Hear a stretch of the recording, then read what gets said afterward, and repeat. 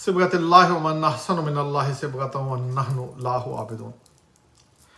आज मेरी कोशिश होगी कि मैं अपनी नौजवान नस्ल को एक ऐसी फिक्र और एक ऐसी नज़र से उनकी अपनी ही ज़ात में छुपे बैठे उस इंसान से मुलाकात करवाऊं जिससे आज तक पहले वो खुद भी वाकिफ नहीं थे।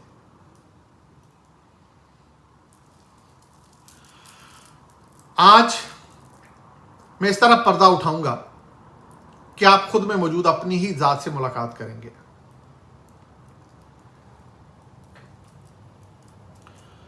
तो मेरे बच्चों,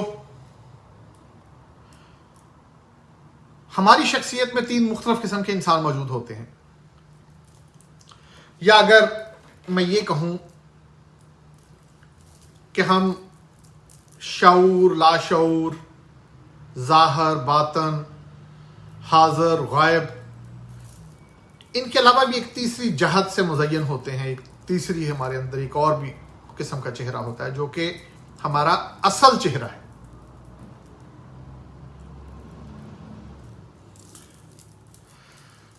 तो गुजारिश ये है कि एक तो हमारा वो चेहरा है जो सबके सामने अयां है, सभी हमारे उस चेहरे से वाकिफ होते हैं और वो चेहरा कहीं हमारी ज़ुबान में नज़र आता है, कहीं हमारे मामलात में नज़र आता है, कहीं हमारे अमल में और कहीं हमारे रद्द अमल में वो चेहरा नज़र आता रहता है। हमारा दूसरा चेहरा वो होता है जिससे दूसरे वाकिफ नहीं होते, सिर्फ हम खुद ही अपने उस चेहरे से वाकिफ होते हैं। हमें खुद को ही मालूम होता है कि हम कहां कहां झूठे लिबादे ओढ़कर दूसरों के सामने अपने ऐब छुपाते हैं, कैसे हम सामने वाले से अपने बुग़्ज़ व नाद को अपनी मीठी जुबान के पीछे छुपा लेते हैं, कैसे खूबसूरत लिबास पहनकर और खुशबू लगाकर अपने अंदर के बदबूदार जिस्म को अया नहीं होने देते। याद रहे कि ये हमारा चेहरा इंतहाई खौफनाक है, क्योंकि बाज़ औक़ात हम अपने इस झूठे लबादे के पीछे इस हद तक छुप जाते हैं कि ये बनावटी चेहरा हम खुद भी अपना असली चेहरा समझकर इसको जो है गुजारने लग जाते हैं। ये बनावटी चेहरा ही हमारा असल चेहरा बन जाता है हमारी अपनी ज़ात के लिए भी। हमारी आदत पुख्ता हो जाती है कि हम बाज़ अच्छी आदत व अतवार को दिल से नहीं बल्कि आदतन अंजाम दे रहे होते हैं, और इसका बड़ा नुकसान ये होता है कि हम बहुत कुछ करके भी किसी अमल को अब भी जो है अपनी आखिरत और आकबत के लिए वसीला निजात की सूरत में देख नहीं पाएंगे। यहां आपको रोककर एक वाकया सुनाता हूं, फिर दोबारा अपने मौजू के मुताबिक आपको आपके वो तीसरे और असल चेहरे से रोशनास करवाऊंगा। एक शख्स मरने के बाद जब मैदान अदल पर पहुंचा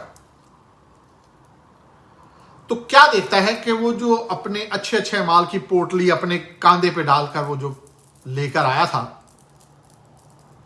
और आते हुए वो पोटली उसको काफी वजनी मालूम हो रही थी, वो तराजुए अदल पर रखते ही यकसर बेवजन हो गई। और जब उसने फरिश्ता अदल से सवाल किया, पूछा, कहां गए मेरे वो सब माल जो मैंने गुरबा की मदद करके कमाए थे? कहां गए मेरे वो अमल जो मैंने मस्जिद बनवाकर कमाए थे? कहां गए मेरे वो अमल जो मैंने मोहल्ले के बच्चों में मुफ्त किताबें तकसीम करके कमाए थे? कहां गए मेरे हज और मेरे उम्रे? कहां गई मेरी नमाजें? फरिश्ता अदल कहेगा कि आपने उन तमाम का अजर तो तुम जमीन पर ही ले चुके हो।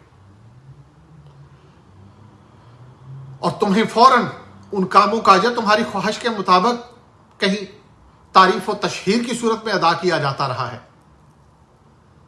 تمہارے دنیا جو عمل جو تھے وہ دنیا کو دکھانے کے لیے تھے، جو کہ دنیا نے بھرپور طریقے سے دیکھے اور تمہاری تعریف بھی کی.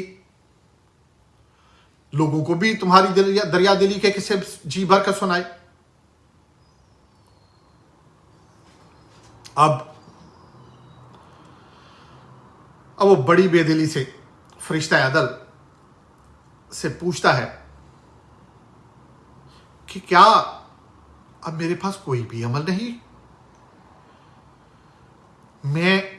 میرے پاس کوئی ایسا عمل نہیں جو میرے اس مشکل وقت میں میرے کام آ سکے؟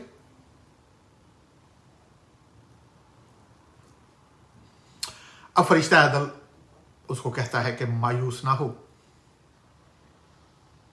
مایوس نہ ہو کہ ابھی تمہارے کچھ ایسے عمل بچے ہوئے ہیں جو کہ تم نے جانے انجانے میں انجام دیے تھے، اور جن کو انجام دیتے وقت تم نے ان کو کوئی بہت بڑا عمل تصور نہیں کیا تھا. معصومیت میں وہ کر گئے تھے، وہ عمل کرتے گئے تھے. یاد کرو جب تم نے کسی راہ چلتے بچے کو اس کی معصومیت کو دیکھتے ہوئے اٹھا کر پیار کیا تھا. تمہارے سامنے والی کرسی پر بیٹھی ایک بچی کو دیکھ کے تمہارے دل میں جو ہے اس کے لیے دعا نکلی. درازی عمر کی تم نے اس کو دعا دی تھی. ایک دفعہ تم نے اپنے اسکول جاتے ہوئے اپنے چھوٹے بھائی کے بستر کو خود ہی جو ہے وہ فولڈ کر کے رکھ دیا تھا. کب آپ نے اپنی والدہ کی جب پہلی کمائی پکڑا کر اس سے کچھ خرچہ اس سے طلب کیا تھا کہ میری جیب خرچ کے لیے مجھے پاکٹ منی کچھ تھوڑی سی دے دیں. جب اپنے والد کے لیے نیا جوتا خرید کر لائے تھے اور اپنے ہاتھوں سے پہنایا تھا تو تمہارا اور تمہارے والد کا خوشی سے مسکرانا تمہارے اعمال میں باقی ہے.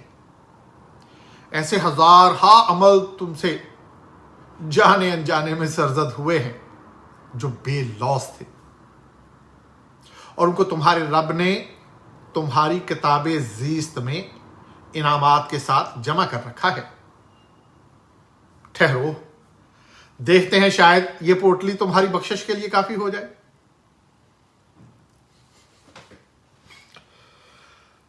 تو میرے بچوں، آؤ اب واپس اسی موضوع کو آگے بڑھاتے ہیں. میں آپ کو بتا رہا تھا کہ آپ کا دوسرا روپ وہ ہے جیسے آپ تو آگاہ ہیں مگر وہ دوسروں سے پوشیدہ ہے. اب اس تیسرے روپ کی طرف چلتے ہیں. وہ تیسرا روپ جس سے آپ خود بھی آگاہ نہیں ہیں، نہ دوسرے اس سے آگاہ ہیں، نہ آپ اس سے آگاہ ہیں. اور وہ تیسرا روپ انتہائی نازک اور کریٹیکل سچویشن میں سامنے آتا ہے. جب آپ اچانک کسی ایسی سچویشن سے گزرتے ہیں جب اچانک کسی پر غصہ آ جائے اور آپ کی زبان سے وہ غلیظ گالی نکل جائے، یا کسی سے اچانک گفتگو میں اندر کا سچ آپ کی زبان پر آ جائے اور دوسرے کے بارے میں آپ کے اندر جو موجود رائے ہے وہ باہر آ جائے. جب اندر کا بغض اپنا اظہار کر بیٹھے، جب یہ بتا بیٹھیں کہ آپ کے اعمال مال دنیا کے لیے تھے نہ کہ اپنی آخرت کے لیے. ایک بڑی بات کہوں، اگر موت کی آخری ہچکی لیتے ہوئے زبان پر ذکر وصال پروردگار کی بجائے ذکر مال دنیا زبان پر آ گیا تو عالم برزخ کے سخت اور لامتناہی سفر کا آغاز لمبی لمبی مصیبتوں کے ساتھ ہونے والا ہے. بس یہی وہ چہرہ ہے، یہی وہ روپ ہے، اور یہی وہ اندر کی حقیقت ہے جو آپ کو اور ہم کو ابھی پہچاننے ہیں. ہمیں اپنے اس تیسرے چہرے کو پاک کرنا ہے، پاکیزگی کو دل سے اپنانا ہے اور اس چہرے کو نور محبت سے منور کرنا ہے. ہمیں ایسا بننا ہے کہ ہماری ذات سے رحم پھوٹے، ہماری ذات سے سکون کی خوشبو پھیلے. جب پریشان اور آزردہ لوگ تم سے ملیں تو اپنے دکھ درد بھول جائیں. بیمار تم سے ملے تو آدھا شفا یاب ہو جائے. ایسے الفاظ تمہاری زبان سے ادا ہوں کہ غموں سے چور انسان میں غم خواری اور مسیحائی کا احساس اجاگر ہونے لگ جائے. مگر کیسے یہ مقصد پایا جا سکتا ہے اور کیسے اس مادی دنیا میں تم اتنا بڑا ٹارگٹ اچیو کر سکتے ہو؟ آسان ہے.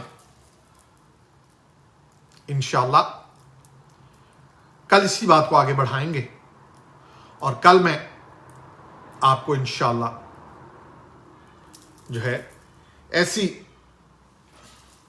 کچھ عادات و خصائل اور ایسی چیزوں سے آپ کو آگاہ کروں گا جن سے انشاءاللہ تعالی اگر آپ کے دل میں یہ میری باتیں سن کے ایک امید جاگی ہے، ایک اندر کے انسان نے کہیں کروٹ لی ہے، تو انشاءاللہ آپ میری اگلی ویڈیو میں وہ چیزیں میں آپ سے شیئر کروں گا اور آپ کو بتاؤں گا کہ کیسے ہم اپنے اس مقصد کو پا سکتے ہیں. اپنے گرد و نواح کے لوگوں کا خیال رکھیے گا، ان کے آپ پر حقوق ہوتے ہیں، ان کے حق ادا کرتے رہیں. اللہم صلی علی محمد و علی آلہ محمد.